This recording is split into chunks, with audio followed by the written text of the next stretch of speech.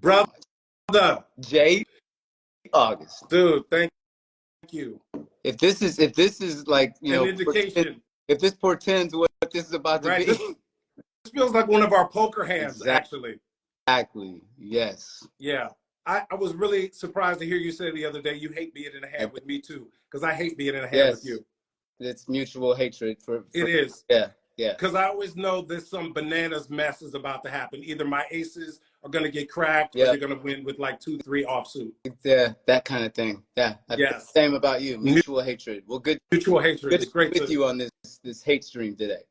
Amazing. Dude, thank you tremendously for joining me. The people who watch this, we are a small but passionate group of folks who really care about this work so much. And, I can't think of an actor. It's weird for me to kind of praise you because you're my buddy, Don't. but you're also Don No, Cheadle. You know what I'm saying? And you're okay. So I know how much you hate that. So I'm going to do my best to avoid that. appreciate you. I want to tell people how we met.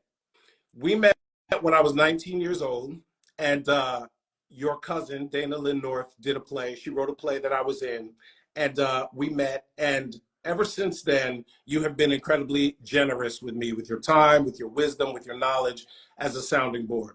So I want to share that with this audience. And so the thing that we all want to know is how we can get our work like yours. So let me ask you a question. How does Don Cheadle prepare? Oh man. It, it's really project to project, and it's nothing that I'm not reinventing any wheels or anything. The script is where we start. It's our Bible. And I think you always, whether you're going to be listened to or not necessarily, which is another thing that we talk about, but I think you always, in the interest of taking care of your part and your character, are trying to take care of the entire piece in the story. You have to know where you fit in and what your function is and what your character is there to do in the story. And sometimes it's your story, and sometimes you're in support and servicing, the other people in the story. So first you have to know what your job is, really, I think.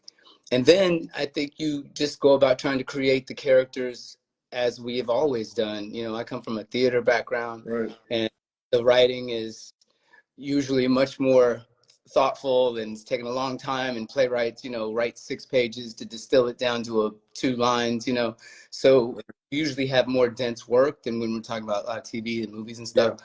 But still have the opportunity to create a character and try to figure out the kinds of things that motivate that person, where they're from, do the backstory, do all that homework, and then really figure out what the character wants and how to go about pursuing their wants, Yeah. And I guess this isn't really, it's not really a specific, I hear myself talking, I'm not giving you a lot of specifics, but I really think it's about doing a bunch of homework and getting very secure and solid in this person, so that when you're on stage in front of, or on screen, or on camera, on a set, wherever, dealing with the other actors and your environment, you know where you're at. So yeah. Be thrown at you, you can play, you have the ability to play. And that's really what you want to do, is set yourself up to have the ability to play and be elastic. Has your process changed a lot from when you first graduated from theater school to now? You said it kind of changes depending on the project, but the way that you approach something now, is it much different than when you graduated from theater school? I don't think so. I think really not different at all. I mean, you understand that on stage there's a different work requirement from your instrument and what's happening moment to moment, what you're trying to accomplish in a play live, versus getting a bunch of different bites at the apple in the form of takes, and what your job is there. But I still think it's the same. You're still trying to create a person that you can believe, a person that you have investigated yourself and found out where you guys meet, you know what I mean? Mm-hmm. And for me, that's what I'm trying to do, like investigate myself, find out where I meet this character, where this character meets me, and try to like make that really sticky and like really, you know what I mean? You know what I'm saying? Yeah. I want to be in that the most, and then push those boundaries and challenge myself to like really find out how far and how deep and how, you know, how the greatest arc that you can create for that, for your story, for that character. Would you say that you're using substitution in that I think, regard? I think I use whatever works. You know what I mean? There's sometimes you get to moments in a piece where you really don't know the script.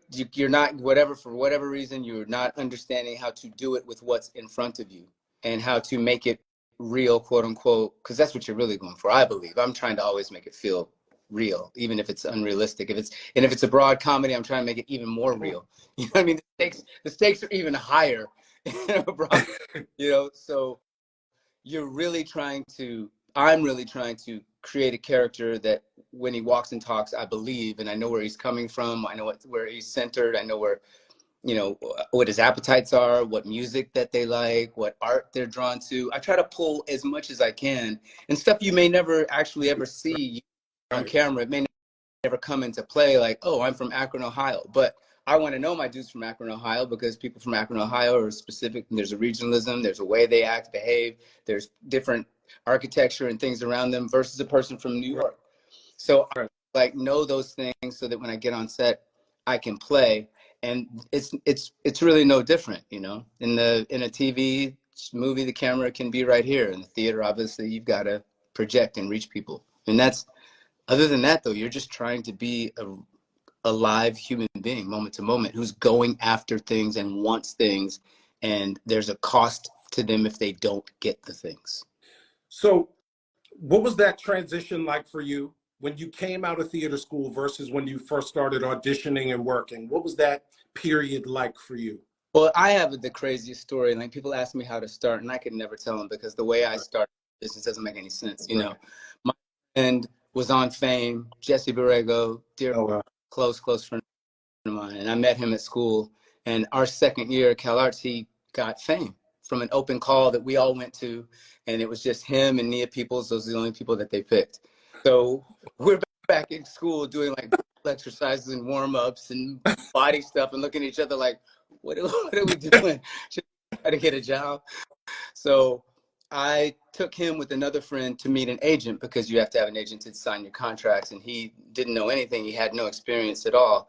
So the casting director, Meg Lieberman, said, my sister, Kay Lieberman, is actually an agent. You should meet her and she can do your contract, and you should work with her. If you don't, work with whoever you want, but you should meet her and work with her. She's great. So we took him down to meet her right there at 9200 Sunset was where they worked. Okay.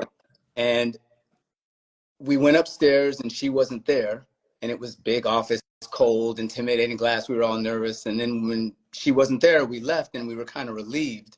And then we were just downstairs in the atrium area, messing around doing stage combat and just being idiots. And she kind of on the glass like it was, you know, The Graduate, and like, don't leave, don't leave. And came down, and because she was now on our sort of turf and in our world, we were much more relaxed and just were goofing around and playing. And she said, I want to represent all of you. There was me and my friend Jesse. Right. And I was like, same thing, like, wow. And she's like, yeah, you'll be my pocket client, and I'll just send you out for stuff, and I just want to work with you guys. And you were still in school at this time? I was a junior in school. I was a junior, my third year at Cal Arts. And Jesse did Fame that next year. I mean, that was my second year. My third year, Jesse did Fame, and they shot their exteriors in New York. And I was in New York actually as a counselor, a cap counselor at a camp. And he came through, and I kicked it with him, and he was like, hey man, why didn't you call Kay? She wanted to rep you. And I was like, she was serious? He's like, yeah, she was serious. She said all these meetings lined up for you. I said, I had no idea. So I got back to LA. I called her, and she said the same thing. Like, where have you been? I've been trying to do this with you for a minute. And she just started sending me out while I was still in school. So I was incredibly fortunate. Wow. Did you start booking while you were still in school? I mean, I got one job in school. I got two jobs. The first job I ever did. I got a couple of jobs, but one of them fell through. But the first gig I ever did that I got my SAG card on. Which was what? Do you remember? Oh, of course I remember. Your first job you got tapped heart lead on? Yeah. Right. It was Moving Violations. Nice. I played. Nice. That was a movie. It was a movie. Yeah. I mean, go watch it and then call me later and you still think it's a movie. but did it, and I played the juicy burger worker, and I got my SAG card, and that's how I started. So your first series regular though was Picket Fences, correct? Yes. Okay. And then you also did Golden Palace. That was another series regular. And people may not know this, but you were cast in a spinoff of The Fresh Prince of Bel-Air, right? Yes. Wow. What was the name of that? In the House. In you the can House. See it online, actually. Are you serious? On YouTube? Yeah. Okay, cool. I will be pulling it up and watching it. During those series regulars, though, you were also booking a bunch of films, correct? Like small parts in movies, you know, throughout. I did Hamburger Hill. I did Colors. Not until after I was off of Picket Fences did I do Devil in a Blue Dress. But, nice. Yeah. Go ahead. No, I was just saying that was, but I was on Picket Fences for 2.5, 3 years, basically. The third year is when I left. Yeah. Then I did the spinoff for Golden Girls for 1 year, Golden Palace. Yeah. So what might be helpful for a lot of us is to know if at that time in your career, when you had an audition for a TV show, for a series regular role versus a film audition, did you approach them differently at all, or did you approach them the exact same? No different. Okay. But what's different about, oh, look, Bridget's in here. Hey, baby. Hey, Bridge. What is different nowadays, I started, auditioning and was that you would go into a room with people, and you would actually have the opportunity to win the room, which is where I knew that I would get the job if they were looking for me. Because that's the other thing. A lot of times I think actors walk out of a room and they're like, what happened? Why didn't I? And it's like, you never had a shot. Right. They weren't looking for you, and you don't know that often. You believe that there's something that you could do to change the dynamic and get them to actually hire you and put you in. But if the lead actor is 5'3" and you're 5'9", he's like, I'm not working with somebody who's 5'9". It doesn't matter what you do. And there's always versions of that where they're looking of how you fit in their, entire game book. And if you may not ever be that. So I tell people, try to tell them not, to be a little easier on yourself about that. And that if you don't get something, it's not necessarily because you do something well in the room. It's because they weren't looking for you. And now about tape. Yeah, so I was going to ask you, how do you translate that in this new tape era? I honestly don't know, Jay. I've cast off of tape, expecting, and it's a very hard medium to get to be seen in, because you ain't lying. Because how do you distinguish yourself? And I think that's a question you really have to ask when you're doing it, making strong choices that you don't believe everybody is making. Okay. Really try to challenge yourself to think of all of the different things it could be. You know what I mean? And from a character standpoint, not just like you're not trying to be Gallagher and use props and just stuff on. Whatever works. If that works, okay. But I think of trying to figure out the more, because you read a piece of material, it reads a certain way, it's pretty okay, I get it. Yeah. There's probably a very, very basic way you can do it, a very over the middle of the plate way that you can do it. Right. That I've like 10 people do it that same way. Unless you somehow perfectly fit the part, it's like that doesn't grab my attention. Right. Especially when these casting sessions are happening legitimately, like over lunch, while they're also looking at locations, and you're also looking at like what hat this guy is supposed to wear. In that, they're trying to cast, while they're eating fajitas. Right. So it's trying to through the work find the in of this character that is a little off. I think. Yeah. I think to give yourself a chance, first try to get as much information as you can about what it is they're looking for, which I not always easy to do, and it's not always easy to do at every level. Sometimes people are just like, get 2 pages and they have no idea what the movie's about or the TV show is about, and you're like trying to figure it out with just 2 pages. Yeah. But you still got to do it. That's still your job. Right.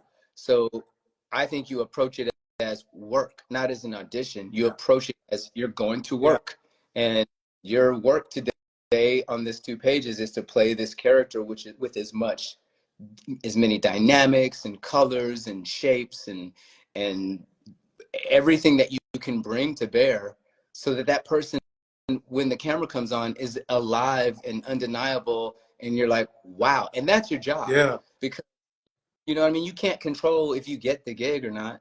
And you can't control if somebody goes, oh, Jay August is 6'3", I can't cast him next to her. Or he doesn't exactly have the complexion, whatever they could be telling themselves why it will or won't work with you. Right. Your job is to do that, to crush that thing, and to stay with that casting director. And they'll think like, maybe Jay wasn't right for this, but I think Jay would be great for this, you know? Yeah. Yeah. One of my mottos is, don't do the scene right, do it as you. Especially when it comes to a series regular, in that sometimes it's, you only got the pilot. The most you know about them is they're a doctor, mid-40s, smart, confident. Okay, if you play that, that's what everybody's going to play. But for me, it's about finding my own unique take and in with the material. Don, as I said at the top, you've been so generous with me in terms of sharing your wisdom. And I jokingly say that when I get a piece of advice from you, sometimes it takes me 7 years to really fully decode it.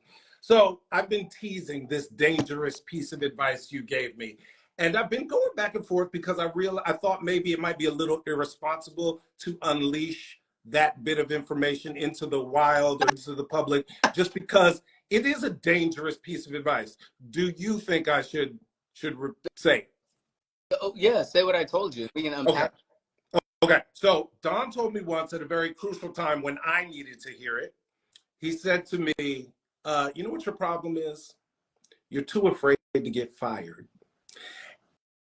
And that was important for me to hear at that time, because I was being safe. I felt like I wasn't getting a point of view and just really going to bat with it and feeling really strongly about the choices I was making. I was trying to please. Is that what you meant by that? Yes. Because I know you don't remember the exact context. I do, but yes. Well, so that's what you meant. Well, tell me more about the context, and then I'll maybe know more about. The context was I had this episode of a show that I was doing that I really loved, and it was an episode where my character, who was a lawyer, was fighting a hate crime. And I read the script, and the script was asking me to be very, self-righteous, very personally offended. But I wanted to play it everything but that way. I wanted to use charm. I wanted to use humor. I wanted to use everything but that. And I think that would have been an electric performance, but I didn't fight for it. And I always regretted it. And that's why I think you said that to me. Because, really, when, between action and cut, it's you. You know what I mean? It's really you. And there are an opportunity, it's your opportunity to do what you want to do. Do you know what I mean? Yep. And I think sometimes that becomes persuasive if it's not just about like, let me look at me. And really, you're doing it for the reason. You're doing it in all of the things that you can support and who that character is. Yeah. Now, somebody have a different take why they think it should go this way or that way, but it didn't come out of left field. You weren't just doing it to be like, I want to get a Pepsi commercial. Or like, I want to use these other things and play against. Choice. Yeah. And I think that may be better. So I just think that you have to do it. You just have to do it. Now, if you get fired behind that, to me, I've just always been, and maybe it's not really it's not advice for security. I just always felt like I have to, when this is done, walk down the street and deal with that I failed on somebody else's terms. Yes. Yes. Then I have to brush my teeth and look in the mirror and be like, wow, you just you just did that. Right. You just were like okay with that. Now maybe that's, you know what I'm saying, look, we have to often do these things and you're making these concessions. So like, well, I'm gonna get to this to get to that, and I want to do this to that. And that's fine. I understand that, and that's true, and that's real, and that's sometimes necessary. It's just you just have to balance that against how are you going to feel about what it is you're going after in your art and who you are if you do that, if you consistently continue to do that, because you're also not giving them your best. Exactly. Yeah, and I felt like the audience knows that I'm personally offended by it because I'm Black already. They can see that. Right. So am I gonna? So I don't need to lean into that, you know, response that can be stock and can be a little trope and expected. Right. You know, it's. I've been in some of the, you know, I've been in a very dark situation with someone before, and life or death. And when we saw each other and were confronting it, the first thing we did was started laughing. Right. Which, you know, seems intuitive, but it actually happened. And it was truthful and real. And in the moment, if you can find things like that, who's not going to want, from a producer standpoint, a writer standpoint, a director standpoint, take credit for that moment? Exactly. Yeah. If you don't give it to them, if you don't fight for it, if you don't say, listen, I know what you asked me to do, but I'm going to do this one like this. If you don't want to use it, you don't use it. But not just for me, for what this piece, I think, needs, and have the argument that's justified, you know, is justifiable and supported by the work you've done. Again, it requires that you've really done the work. Yes. It's not just some like, hey, what if we did him like this? No, you're like, no, this is, I've thought about this. I understand this. I know where this character is supposed to go. I know how it's supposed to function in this piece. I think if I do this here, when we come to this scene later, we're going to understand why that happened here. And really make your case. That's absolutely. Yeah. And maybe get fired is a little too cavalier. Sure. And I don't mean it. The spirit of it, I understood. Yeah, defend your work as an artist. Really do the work, and then, you know, stand on the business of your work, and be like, you know, boom. You might lose the argument, you might lose the fight. Yeah. Okay, but if you don't fight, you're gonna feel like, man, I didn't even really fight for that. Exactly. Oh, dude, you are preaching up in here today. Thank you. Ooh, one time I was doing a scene from Top Dog Underdog in acting class, and I wasn't really understanding it. I wasn't getting it. And then I was like, wait a minute, I know the dude that originated the role. So I called you and I asked you to help me with it. You broke it down. And I was thinking about when you did that, when was the last time you did theater before you did Top Dog Underdog? How many years had it been? A while? Oh, yeah. 83, 84. Okay. Was it an adjustment, having worked on TV and film for so long, returning to No, it felt like home, you know, it felt coming home. Right. Because, you know, at Cal Arts, and even before Cal Arts, when I was in high school, I had a really, really good theater teacher. And that introduced me to Cal Arts and, you know, made me aware of Cal Arts and that you could study theater and acting in school, which I didn't realize. But once I graduated from school, I had done, I don't know, 25, 30 plays, you know, had written plays, had done everything from small black box things to big theatrical things. And so I was, of course, there's nerves that accompany it, but I just felt like, I remember of this. There's nothing like the immediacy and the being on the tightrope, like being in a play that that I love. Right. Dope.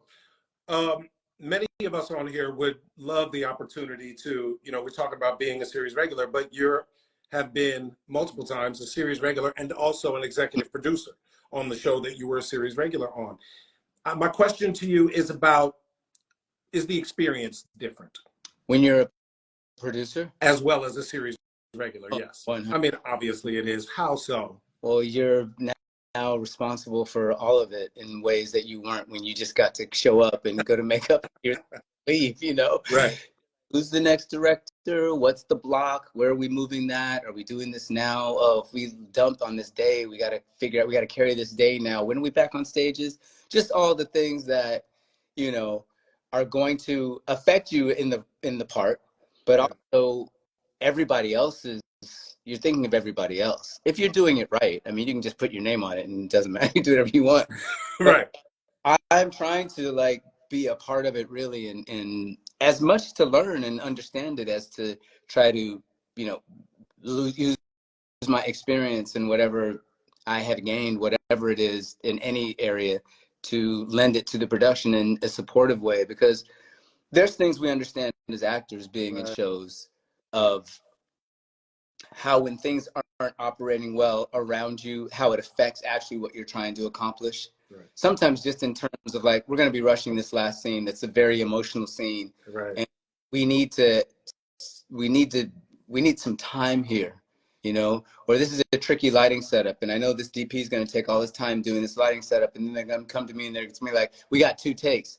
It's like, so I'm always trying to figure out with other producers and other creatives the things that you have to do to make the day and get it done, but how to protect the work that is all that anybody else cares about when they see it. They don't care about how long it took you to get this light up, or if that light's over here or over there. That artist may care, that DP may be very invested in exactly how all that works.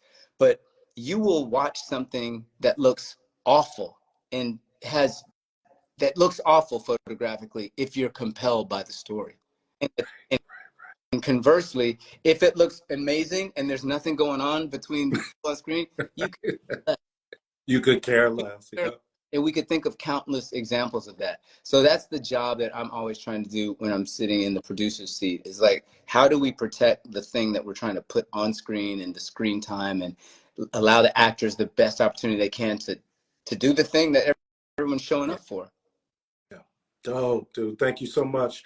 Don, this is something that you and I talk about a lot, like the future of our business, in terms of what we just came out of, in terms of the strike, in terms of the deal that we got with SAG after the studios, merging and the streaming wars ending. What do you think the future holds for actors, specifically in this new I landscape? mean, I really don't know, Jay. I think it's a brave new world in many ways. I think there's going to be less content. I think the content that will be made, if we're just talking about streamers or platform, you know, that as a business, I think they're going to do less. I think they're probably going to pay less, you know. I think there's going to be some level of retribution, whether it's like a hard retribution or a soft retribution. But I think that people are going to, you know, recalibrate how much risk they want to take on as far as the people that are, you know, creating this content, and try to hedge their bets. Do you know what I mean? You thought stunt casting was a thing before. I think we're going to see a lot more of that. So I think that it's going to be trickier in those premium places to get to have sort of this upward mobility, quote unquote, that I think I saw when I came out, you know, the ability to kind of move through things. And you could potentially land a big role if you weren't a known actor. Now I think that's harder and harder to do for people, because everyone's trying to produce things in the rearview mirror and hedge their bets because it's a crowded field. Right. So Ooh. I think people are going to, I think it even come back all the way back to where we started. I think it is even more important now that you're like undeniable.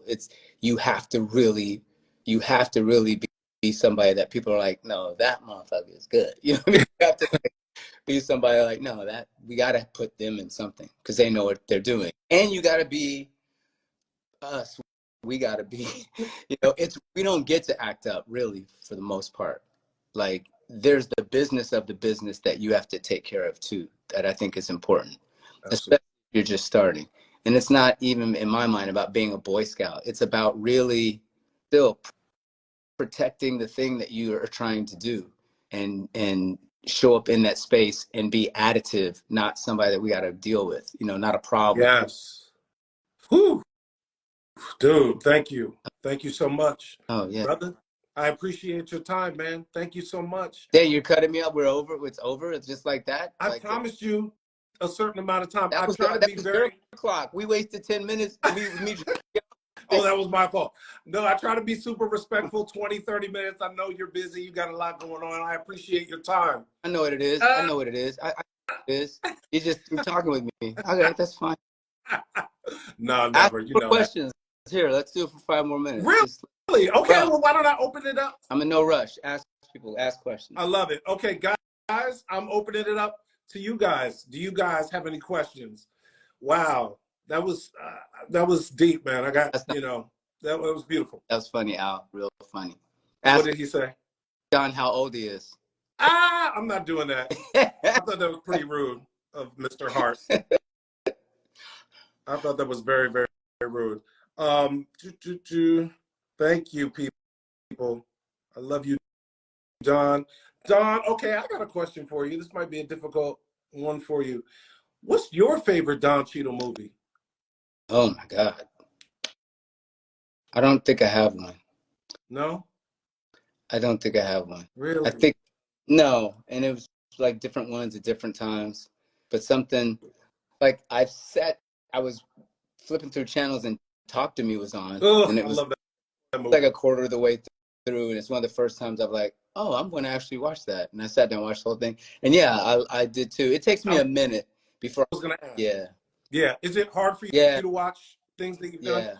So in the case of Talk to Me, were you surprised at how much you enjoyed your own work? I was, and it was like funny to me. And I think it was easier because I've got a wig on and a beard, different voice, he's a whole different energy. Yeah. So it was me, but there was much more distance between me and that character. Right. Because, you know what I mean? It's really different character. I was able to kind of watch it at a little bit more arm's length than I usually can. Interesting, because a lot of the characters you played are a far journey from yourself. Like I'm thinking about Miles, right?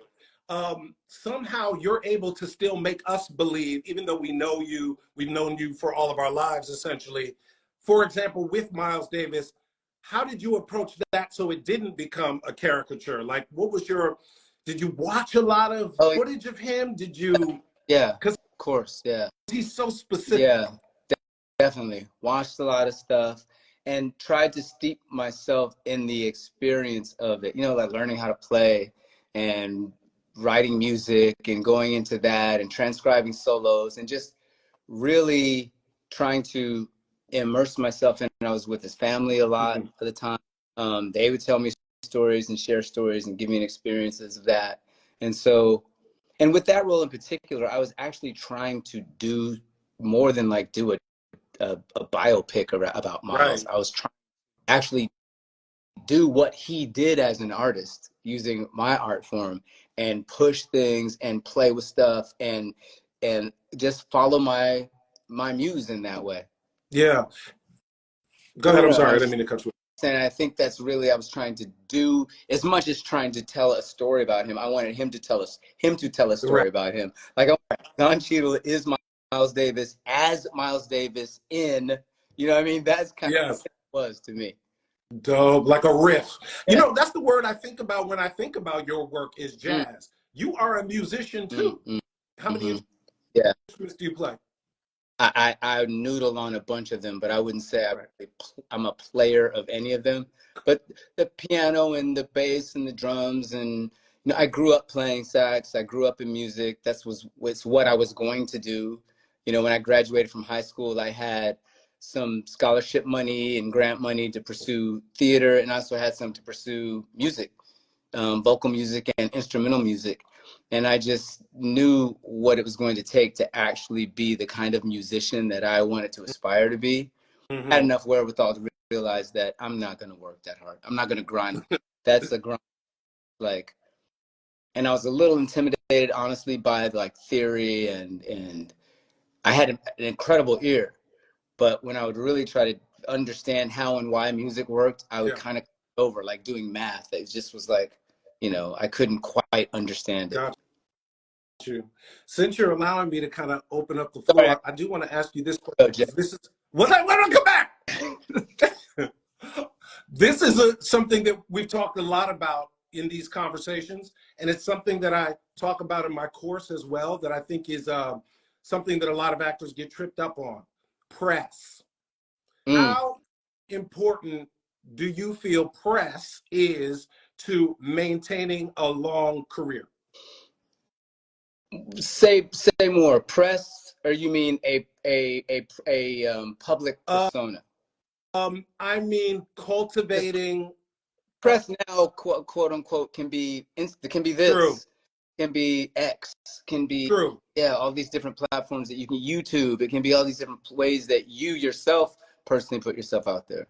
I guess I'm asking in terms of oftentimes when people book their first series, they have this idea that they must hire a publicist right away, get out there, go to events, put themselves out there, cultivate attention. Is that important to a long-term career? You know, you're talking to a dinosaur.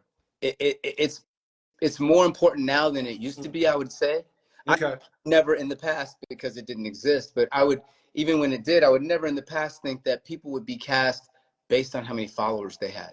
And I know when it's a jump ball between people in some movies and TV shows or even plays, how many followers does that person have on Instagram?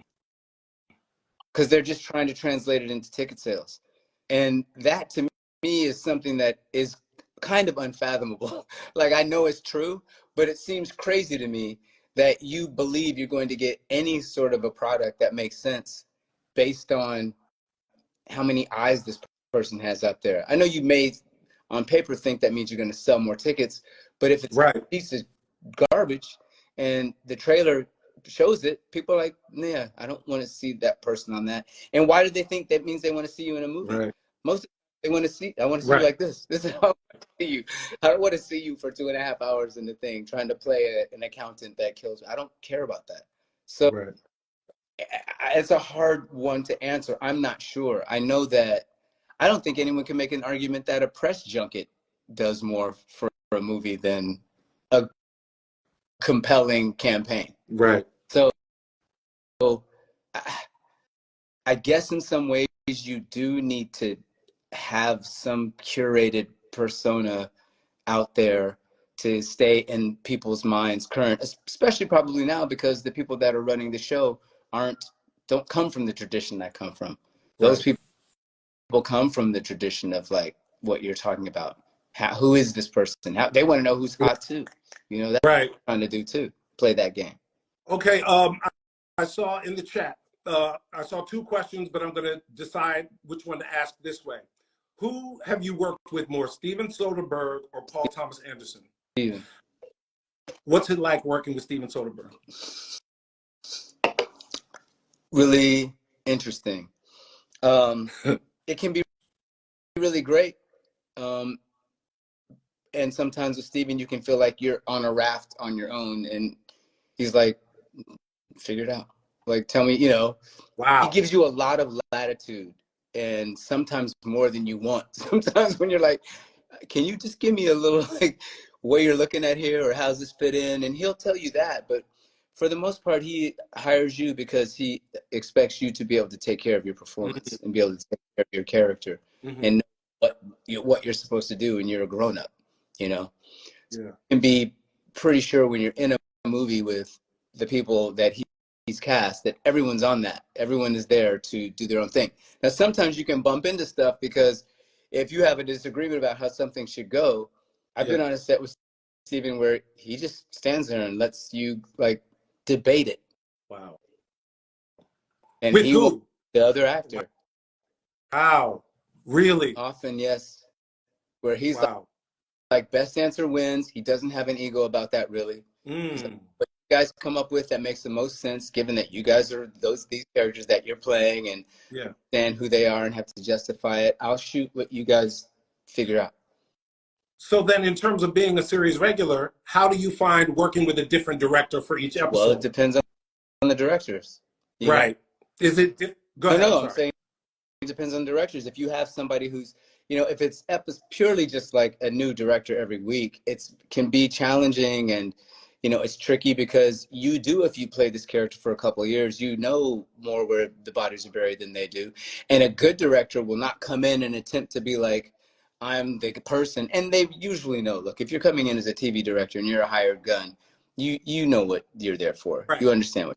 Now, if you're somebody who's with the whole show and you're going to shoot all 10, 12, whatever episodes it is, there's a different cadence, there's a different understanding, there's a different trust level that you have, and there's a different responsibility that you have. I think when you have new directors every week, you do have a responsibility to really do your job even more strongly, and I think try to be a good steward for the process for them, and not just be like, sit down, shut up, I'm going to tell you what to do, but try to pull them and include them in the process and build with them and be a collaborator. I think that's what you're supposed to do. Nice. Yes, I say that is the work of being a series regular, is to take creative ownership of the role and collaborate with each person on the production to bring the role to life. Last question, Don. What do you look for? What is an ideal scene partner for you? What kind of actor do you love working with? Go. That's the question. Someone who listens. Mm. Someone who wants to throw it back to you. Someone who wants you to throw it to them. Someone who wants you to like throw it to them over there and have them have to go and throw it to you. You have to go get it. And like, oh, we're in the, okay. I don't want to work. I want to express in what I don't want. I love and look forward to working with actors who like to take chances and like to explore and like to get in the mud and try to figure out how to do stuff, and love to be surprised, and don't, you know what I mean? Yeah. Hope to be surprised. Aren't looking to have, don't come up to you and go like, hey, could you say it like this? Because if you say it like this, it's like The worst. Yeah. Oh, worst. Yeah, the worst. Just let's be in this dance and figure out, like, if I pot a bouret, it's like, oh, well, like, you got to do this now. You know what I mean? If, we're going to do-si-do here. It's like, what I'm interested in is when we're both there excited and don't know what's going to happen, and are looking forward to being surprised at what can happen and how it happens. That I think is the greatest thing you ever want in an acting experience, no matter if you're on stage, on TV, whatever. You want to be in moments and be surprised and have your senses and your instrument and everything like available for that, to respond to that. And then you're in like some of the best stuff is when you're just listening. Some of the most interesting things when you look at actors, when they cut to an actor and they're not talking, they're just locked into that other actor. And that to me is the best. That to me is the most fun. Hey, wait, one more question. Can I ask you one more question? Yeah. Okay. This is something I really always wanted to ask you that I'm realizing now. What do you do? I'm assuming this happens to you or has happened to you in the past. You're working, you're on set, right? And it's just not happening. How do you dig yourself out of that hole? When I'm not, I don't have it. Something that, yeah. When it's not connecting, something is missing, you know it, I mean, does that happen to you? Of course. But it usually, if it is happening, I believe, rightly or wrongly, that there's something there's something wrong in the story. There's something wrong in the script, because it's not hard for me to get to any place emotionally if it's set up properly. Right. If I've done the homework and the circumstances allow for it, and I'm not fighting against something that's unnatural in the scene, then I am available. I can go a lot of different places. So if it's not happening, I usually, like I said, rightly or wrongly, it's not like I go, it can't be me, but I usually think first, like, there's something in the construction of this moment that is an impediment to what we all want to happen here. So let's try to like reverse engineer this and figure out like, what needs to happen to have this moment happen. Because it sounds like what you're talking about is like, there's usually these moments that we're, you know, it's a valley, and then there's a, and then it does that three times, and then the show's over. It's like, you are like, I can't get to this moment. It's usually because you haven't built something to get to that moment. So the thing to do is usually to check like the scaffolding. Now, when you find yourself in the moment and it's like, I don't have an hour to go back to my trailer, like figure out what's working. Yes, in that moment. In that moment, then I trust that I have done the work. I trust that, which is the truth, is it doesn't, I don't care if you're feeling it. It's not your job to feel it. It's your job to make them feel it. So yeah, I trust that something is probably being transmitted that I may not selfishly be feeling like I'm, you know, can own it, but I try to make sure that the steps are right. And then if the steps are right and I'm not there, it's just like, that's the truth. Wow. And you let that be the truth? If you don't, you're going to look, it's going to be even worse. It's going to be worse if you try to force it. Yeah. Now, because now you're trying to make something happen. Oof. And that way, it's like, you have to let it be what it's going to be. And honor and put your faith in, doesn't mean it happens, but that you've prepared yourself properly to like step into this moment and communicate what needs to be communicated. Because a lot of times your job is really just to get out of the way. You know, you like, I'm supposed to do something here. It's like, what you're supposed to do is say that line and get out of the way, and don't like make it something. Like we used to try to think of the hardest line, like the worst line that could be written that you would have to say. Say it. What is it? One of them that we came up with is, this is hilarious. She's not a, what was it? She's not a lady. She's a flower.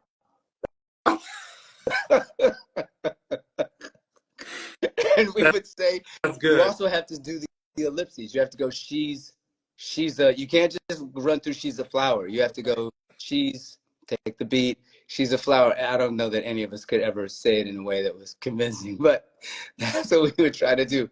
Come up with the worst lines, the hardest lines, because we're like, if you can say that and make it believable, then you can say any of this stuff. You're fine. That's hilarious. I got to think of what, I mean, I feel like I've said that line before. We've all been in a situation where we've been given a line like that and had to like figure out a way to do it. Usually the trick is don't give it any energy. Right. Don't step on it. Right. You know, like in poker, right? If you have a strong hand, you play weak. You don't, the hand's already what it is. You don't have to like gild the lily. That reminds me of Oprah asked Michael Jackson how he dances like that, and he said, "I get out of the way of the music." Same idea. Let it move me. I keep lying. Last question. I know that in your case, you'd be a good director. You'd be a good director. Last shot. Who, me? Last shot. Right. Exactly. I know in your case, 9 times out of the 10, the director would come over to you after a scene and say, "You happy? You ready to move on?" In the times when that doesn't happen, does Don Cheadle ask for another take? Every time. You always ask for another take if you really feel like you haven't expressed what needs to be expressed. Sometimes if I feel like I have. Okay. Why? Because it's an opportunity to discover something else. Right. If you're going to really be brave, it's sometimes also an opportunity to just like let yourself fall on your face. That's another thing that's really important to do, which actors need to create for themselves in some container. That doesn't mean you're going to lose your job if you do it. Do you know what I mean? Yeah. In rehearsals, in the dojo, whatever you do, in the closet, when you shut the door and say your lines, some place you have to give yourself the permission to be bad and look foolish and and make mistakes. And you're really lucky if that's something you can do on set at some point. Yeah. And throw away a line. I just saw something. Go ahead. And being a series regular is the perfect time to do that. I say in my course that one of the job requirements of being a series regular is to be a student. I mean, you have this golden opportunity to work every day on a lot of different stuff, and this is your opportunity to try things. What were you going to say? That, okay. You know, that you have to, no, I was going to tell a specific story. I saw something about that Joaquin said, Joaquin Phoenix, who I think is amazing. And he was talking about not knowing what to do in this scene, or like playing it. He was playing this moment a little safe, and he was playing it a little like concerned about what the crew, because you're on stage when you're doing a TV show, you have 200 people standing around watching you. So it's exactly like theater, but you still, it's hard to turn off that instinct to perform for the people that are there. Right. Want to please. We're intrinsically people that want to have someone say, not just actors, human beings, people that want people to be like, good job, Right. So you have to fight against that.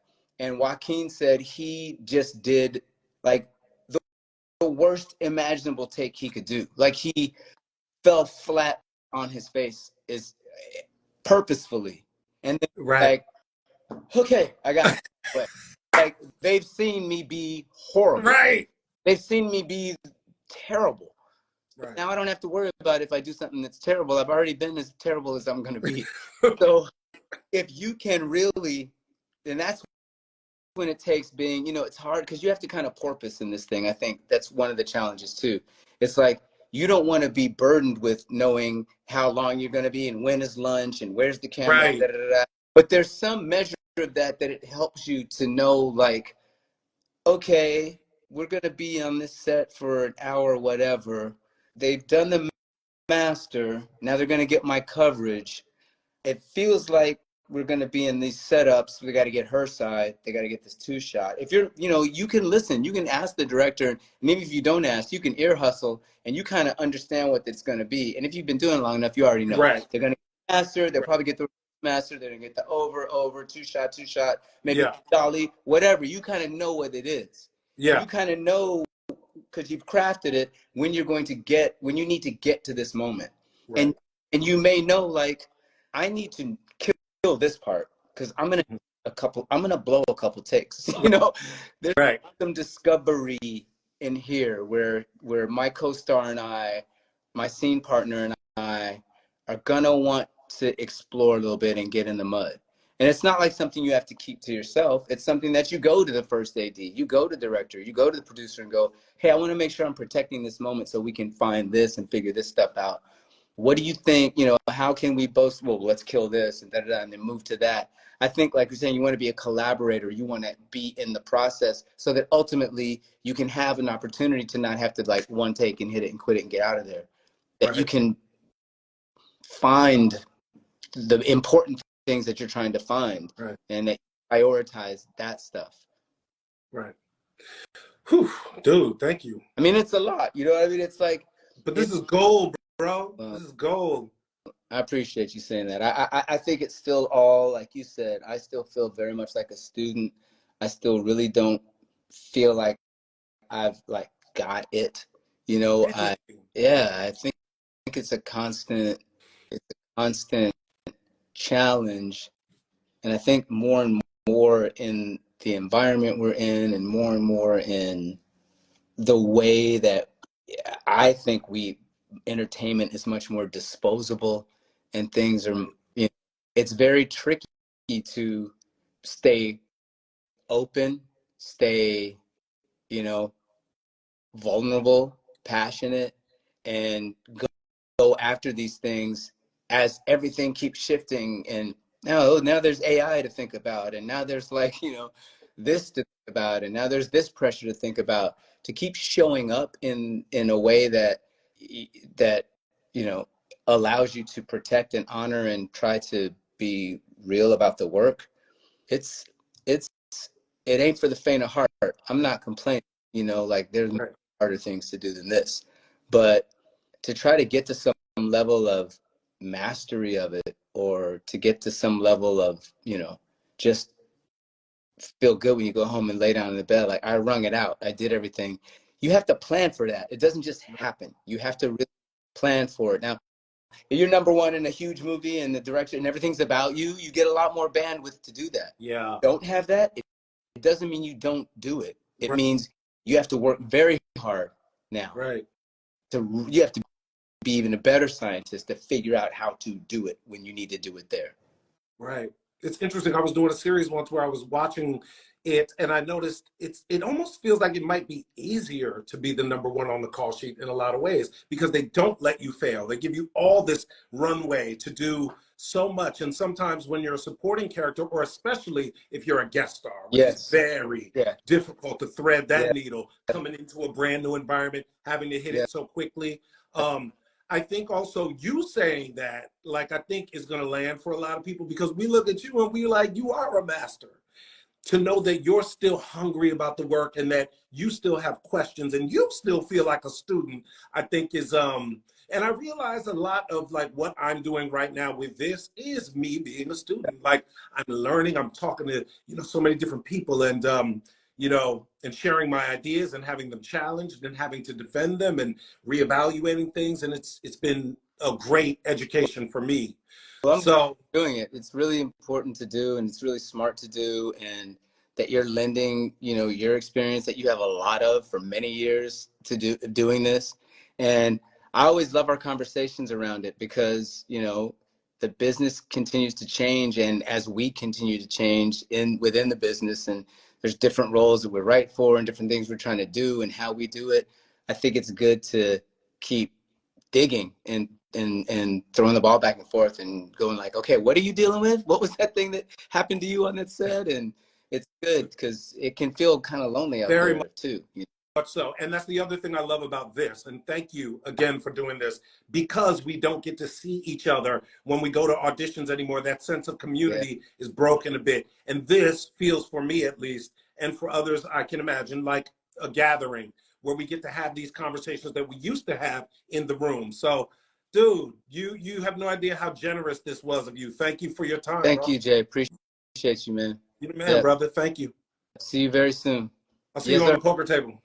I need to get my No, money back after that last that game. ain't happening. Yo, you took so much of my money. I went to go pay for my haircut today. I had no Yeah, cash. well, that's going to keep happening. Thank you, bro. All right, love you, Jay. Love you too, man. Talk to you in a minute. Peace.